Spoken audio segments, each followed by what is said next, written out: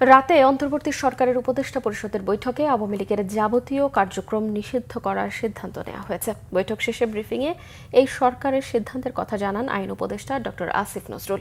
আন্তর্জাতিক অপরাধ ট্রাইব্যুনালের অধ্যাদেশের খসড়া সংশোধনী গ্রহণ করেছে উপদেষ্টা পরিষদ। সংশোধিত আইনে আন্তর্জাতিক অপরাধ ট্রাইব্যুনাল কোনো রাজনৈতিক দল, তার অঙ্গ সংগঠন বা সমর্থক গোষ্ঠীকে শাস্তি দিতে পারবে।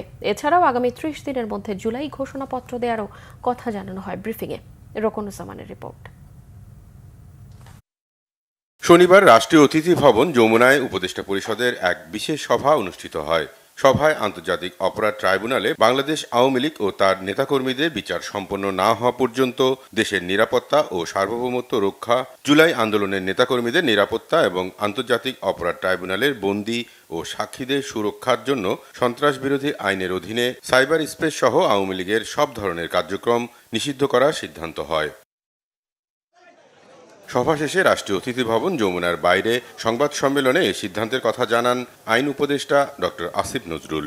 উপদেষ্টা পরিষদের বৈঠকে আন্তর্জাতিক অপরাধ ট্রাইব্যুনালে বাংলাদেশের আওয়ামী লীগ ও তার নেতাদের বিচার কার্য সম্পন্ন না হওয়া পর্যন্ত দেশের নিরাপত্তা ও সার্বভৌমত্ব রক্ষা, জুলাই আন্দোলনের নেতাকর্মীদের নিরাপত্তা এবং আন্তর্জাতিক অপরাধ ট্রাইব্যুনালের বাদী ও সাক্ষীদের সুরক্ষার জন্য সন্ত্রাস বিরোধী আইনের অধীনে সাইবার স্পেস সহ আওয়ামী লীগের যাবতীয় কার্যক্রম নিষিদ্ধ করার সিদ্ধান্ত গ্রহণ করা হয়েছে।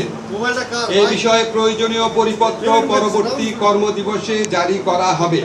এছাড়া আন্তর্জাতিক অপরাধ ট্রাইব্যুনালের আইনে বেশ কিছু সংশোধনী অনুমোদিত হয় উপদেষ্টা পরিষদের বৈঠকে। সংশোধনী অনুযায়ী আন্তর্জাতিক অপরাধ ট্রাইব্যুনাল কোনো রাজনৈতিক দল, তার অঙ্গ সংগঠন বা সমর্থক গোষ্ঠীকে শাস্তি দিতে পারবে। সভায় আন্তর্জাতিক অপরাধ ট্রাইব্যুনাল আইনের সংশোধনী অনুমোদিত হয়েছে। সংশোধনী অনুযায়ী আন্তর্জাতিক অপরাধ ট্রাইব্যুনাল কোনো রাজনৈতিক দল, তার অঙ্গ সংগঠন বা সমর্থক গোষ্ঠীকে শাস্তি দিতে পারবে। এর পাশাপাশি বৈঠকে জুলাই ঘোষণাপত্র আগামী ৩০ কার্যদিবসের মধ্যে চূড়ান্ত করে প্রকাশ করার সিদ্ধান্ত গৃহীত হয়। ধন্যবাদ। রকনুজ্জামান, বাংলাভিশন, ঢাকা।